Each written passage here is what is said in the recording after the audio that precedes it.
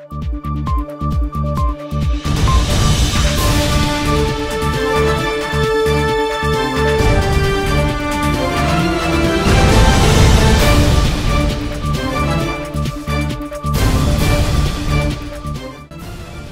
thanks for joining me for the midweek edition of Primetime News. I'm Joy Gosses. Leading this newscast, Namibia joined the rest of the world in the commemoration of the Zero Discrimination Day. This year, the day is commemorated under the theme, Save Lives, Decriminalize. Speaking at the ceremony in the capital, Justice Minister Yvonne Dausap noted that the Namibian Constitution protects all rights, even those of minority groups. Let's have a listen in to what the minister had to say. The metaphoric Namibian house cannot be seen as excluding anyone, even those whose personal and public life choices we do not agree with. It is a known fact that despite great strides and lofty ideals of inclusion and sharing for the benefit of all, subtle and overt forms of discrimination still persist in our societies. How many times must we commemorate and celebrate small wins before Article 10 sub 2 on non-discrimination becomes a lived reality for all of us in this society of us continuously? We cannot be selective about how human rights apply. This day must remind us first that we are a constitutional democracy where the tenets, letter and spirit of the Namibian Constitution protects all rights, including minority rights, and that individual preferences, views and opinions is not what guides our coexistence as a nation. The yoke of stigma, ridicule, labeling, prejudice and discrimination must fall. We must promote no one feeling left out, inclusion and compassion for each other. On to labor matters. Close to 275 employees of Rundu Cash and Carry this morning blocked the entrance to the shop after management slapped them with transfer letters outside of the two Kavango regions for allegedly leaking information that the shop sells expired goods. Our regional correspondent engaged one of the staff members on the matter, and this is what she had to say. The reason is there were transfers from different regions. Some Windhoek, some of them to Melbourne, some of them Walvis Bay. While we are getting 400, some 5 cents, and some they are not getting anything. 5 cents? Yes. Some got 5 cents? Yes. As a salary for the month? You think they are firing you guys indirectly because you are not going to afford to get to where they are transferring you? Now, how does it make you feel that you guys are being treated like this after everything that was agreed upon? We are not feeling well because about the treatment, and they used to offload the heavy stocks. Yes. Okay. Do you want to say something also? Yeah. Okay. I want to add on something. Okay. Meaning we are not happy with the transferring because we don't know where we are going. Especially like me, they transfer me to Swago. Okay. I don't know the place. Okay. And even where we are going, we are trying to call the number. They are telling us they don't know about it. They are not aware about it. If they are forcing us today to go there, unless accommodation and everything, we have to know it on ourselves. Okay. While we are getting a low salary about it, how will we able to pay for accommodation and for the transport? Yeah. Some of us we got paid 400. How will I reach there? What will I eat? We are not happy about it. On to bilateral matters. The inaugural session of the Namibia-Venezuela Joint Commission of Cooperation will take place in Windhoek on Thursday and Friday. More details from this report. Yvonne Jill Pinto, Minister of People's Power for Foreign Relations of the Bolivarian Republic of Venezuela, will lead the Venezuelan delegation. The inaugural session of the Namibia-Venezuela Joint Commission of Cooperation is being held in accordance with the cooperation agreement and friendship between the two governments signed in New York on the 15th of October 1993. Namibia and Venezuela will be afforded the opportunity to strengthen the relations between them and provide an opportunity to consider new areas of cooperation. The two countries are expected to expand the agenda of collaboration in key strategic sectors such as energy, agriculture, commerce and industry, arts and culture, education, mining, housing, and electoral processes. Selima Shimwefeleni reporting for Nampa News. Shifting focus on the happenings in Nigeria. Ruling party candidate Bola Tinubu won Nigeria's highly disputed weekend elections today, securing the former Lagos governor his lifelong ambition of the presidency of Africa's most populous democracy. Selima Shimwefeleni Masipa reports. With President Muhammadu Buhari stepping down after 2 terms, many Nigerians hope Saturday's vote would usher in a leader capable of tackling the country's widening insecurity, economic malaise, and growing poverty.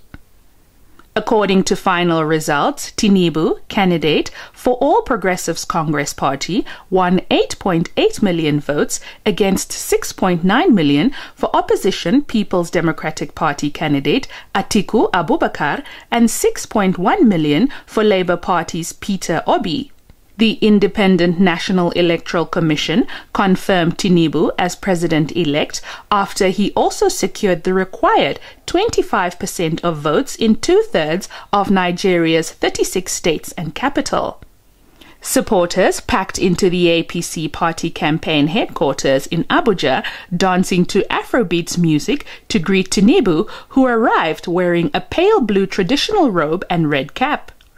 Tinubu, 70, a long-time political kingmaker who ran on his experience as Lagos governor from 1999 to 2007, campaigned saying it's my turn to govern Africa's largest economy.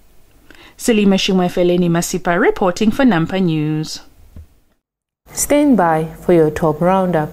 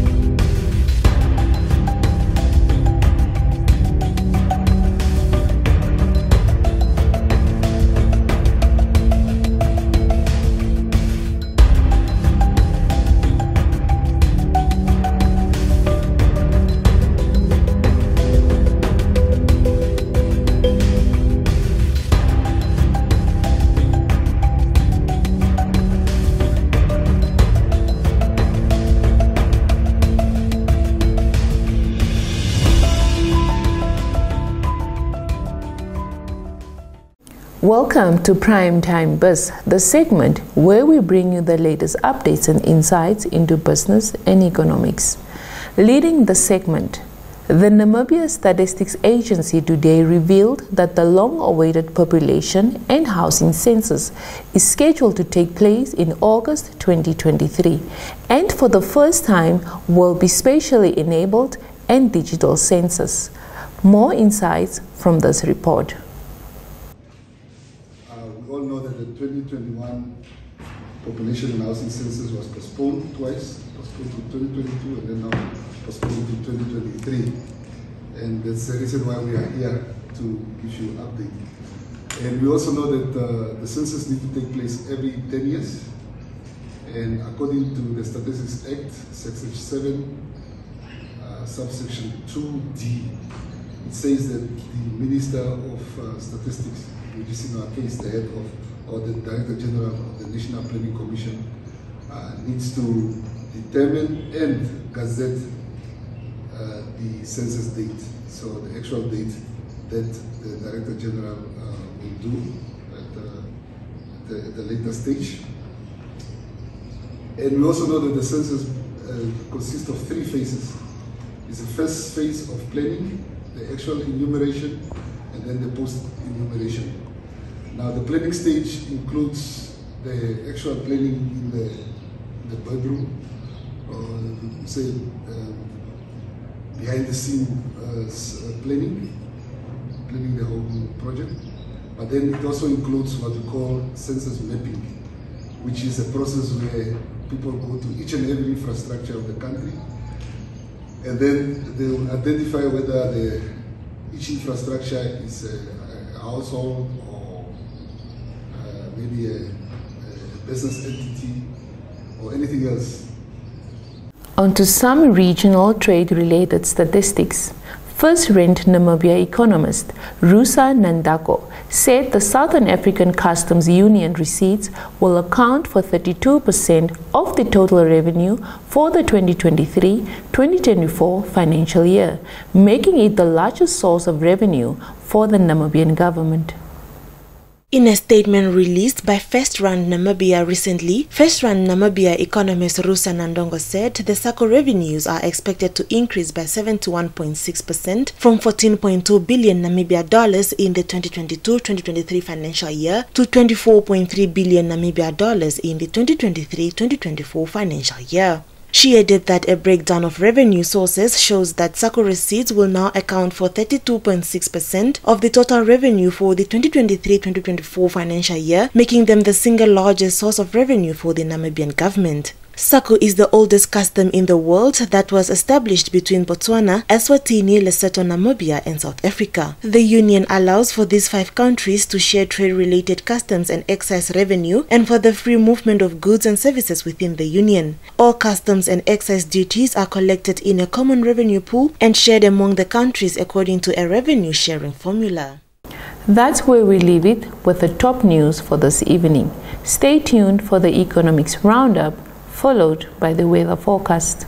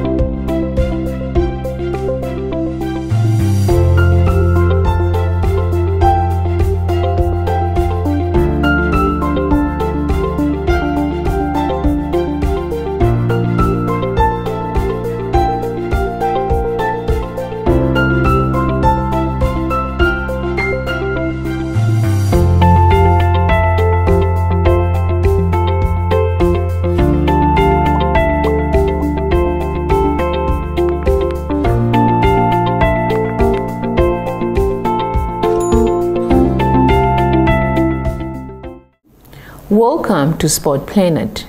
European football dominates the segment. Roma boss Jose Mourinho has threatened legal action against fourth official Marco Serra after the Portuguese was sent off in Roma's 2-1 Serie A loss at Cremonese on Tuesday. Mourinho's side fluffed the chance to move up to second on the league table, going home without any points after Daniel Ciofano's 83rd minute winner from the penalty spot.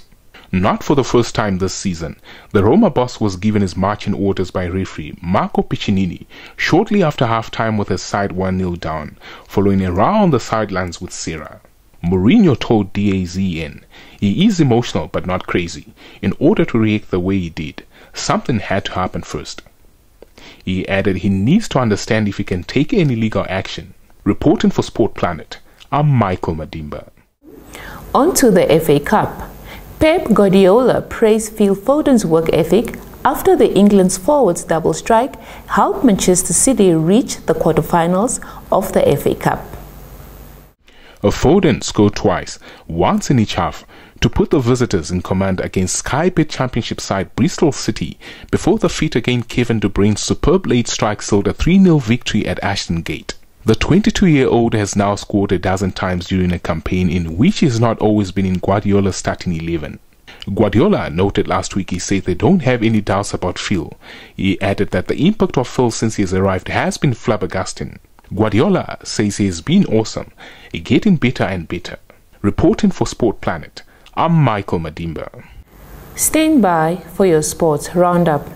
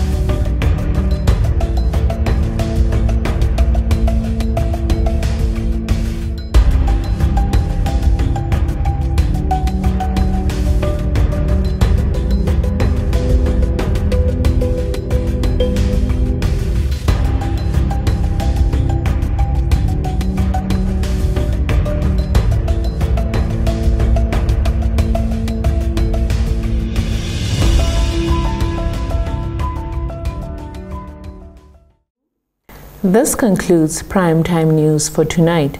Thank you for watching. Join us again tomorrow for another insightful and informative edition. From myself, Joy Gosses, and the entire team behind the scenes, it's good night.